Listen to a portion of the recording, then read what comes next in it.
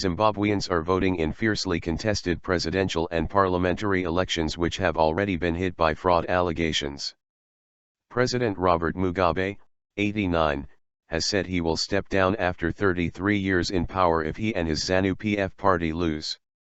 Prime Minister Morgan Tsvangirai's Movement for Democratic Change, MDC, have accused Zanu-PF of doctoring the electoral roll, a charge it has denied.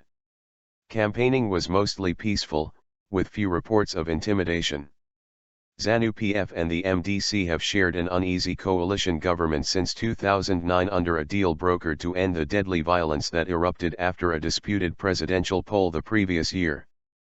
Mr Tsvangirai won the most votes in the first round, but pulled out of the runoff with Mr Mugabe because of attacks on his supporters.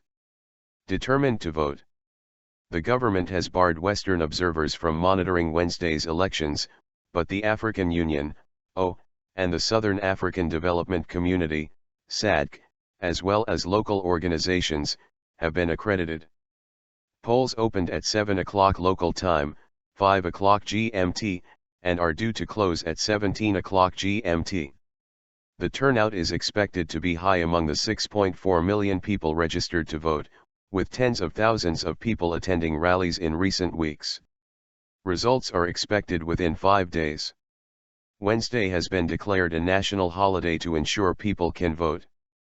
Despite this, voters queued for several hours outside polling stations across the country before they opened, reports the BBC's Nomsa Masiko in Harare. I got up at 4 but still couldn't get the first position in the line, Clifford Chezakara, a voter in the western province of Manicaland, told the Reuters news agency. My fingers are numb, but I'm sure I can mark the ballot all the same. I'm determined to vote and have my vote counted. At a news conference at State House on Tuesday, Mr Mugabe was asked if he and Zanu-PF would accept defeat. If you go into a process and join a competition where there are only two outcomes, win or lose, you can't be both. You either win or lose. If you lose, you must surrender, he said. But Mr Tsvangirai dismissed the president's remarks. He does not believe in the right of the people to choose. He does not believe he can be voted out of office, he told the BBC. The 61-year-old has vowed to push Mr Mugabe into retirement. It is his third attempt to unseat him. An MDC spokesman said separately that the party was only prepared to accept the results of the elections if they were free and fair. Anomalies.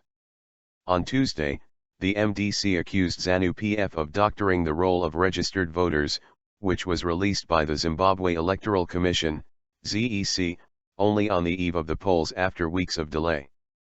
The MDC claimed the roll dated back to 1985 and was full of anomalies.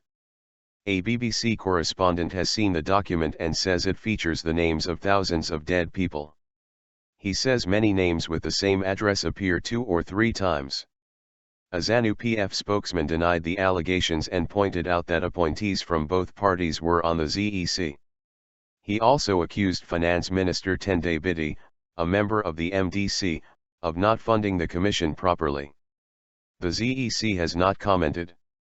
In addition to Mr Mugabe and Mr Tsvangirai, there are 3 other candidates standing for the presidency: Welshman Mugabe, leader of the breakaway MDC Mutambara, Dumiso Dabengwe of the Zimbabwe African People's Union, ZAPU, and Kisanoti Monode Mukwaj, who represents the Small Zimbabwe Development Party, ZDP. To be declared a winner, a presidential candidate must win more than 50% of the vote.